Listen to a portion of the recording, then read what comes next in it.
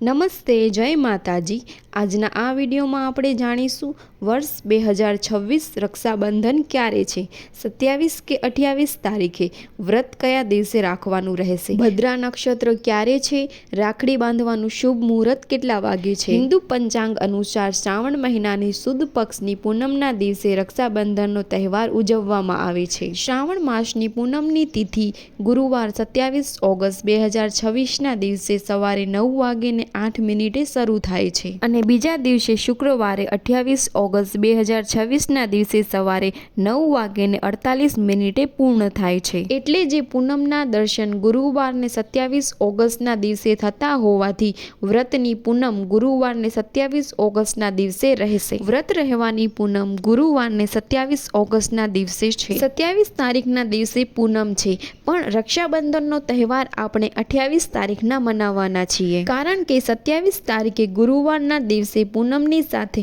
ભદ્રા નક્ષત્ર પણ ચાલુ થઈ જાય છે અને ભદ્રા નક્ષત્રમાં રાખડી બાંધવી અશુભ મનાય છે।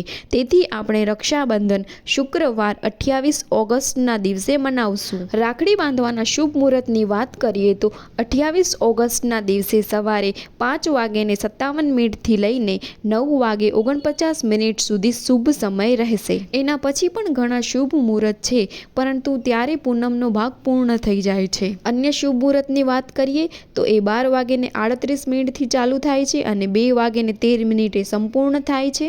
અભિજીત મુહૂર્તની વાત કરીએ તો 12:13 ચાલુ થાય છે અને 1:03 સંપૂર્ણ થાય છે।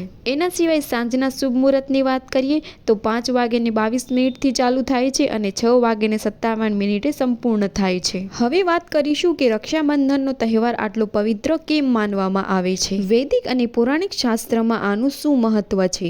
રક્ષાબંધન ખાલી ભાઈ બહેનનો તહેવાર નથી, એ રક્ષાનો સંકલ્પ છે। ભવિષ્ય પુરાણમાં આની એક સુંદર કથાનું વર્ણન મળે છે।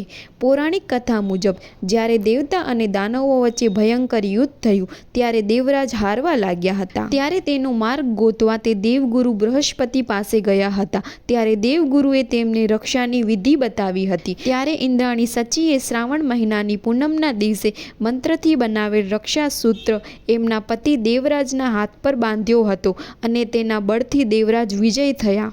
રક્ષાબંધન સાથે બીજી એક પૌરાણિક કથા પણ જોડાયેલી છે, જે આપણે સાંભળશું। બીજી પૌરાણિક કથા અનુસાર ભગવાને જ્યારે વામન અવતાર ધારણ કરી રાજા બલિ પાસે 3 પગ ભૂમિ માંગી હતી અને આકાશ પાતાળ પૃથ્વી માપી લીધી હતી, ત્યારે રાજાએ પોતાને ભગવાનને સોંપી દીધા હતા। ત્યારે ભગવાને ખુશ થઈને રાજા બલિને વરદાન આપ્યું હતું કે ભગવાન પોતે જ તેમના ઘરના રક્ષક બનશે, દ્વારપાળ રહી તેમની ચોકી કરશે, પોતે જ તેમના ઘરના રક્ષક બની પાતાળમાં રહેવા લાગ્યા। ત્યારે માતા લક્ષ્મી રાજા બલિના હાથ પર રક્ષાસૂત્ર એટલે કે રાખડી બાંધી અને પોતાનો ભાઈ બનાવ્યા અને ભાઈ પાસે ભેટ સ્વરૂપે તે પોતાના પતિ શ્રી હરિને પાછા લઈ આવ્યા। રક્ષાબંધન પાછળ તો અનેક પૌરાણિક કથાઓ જોડાયેલી છે।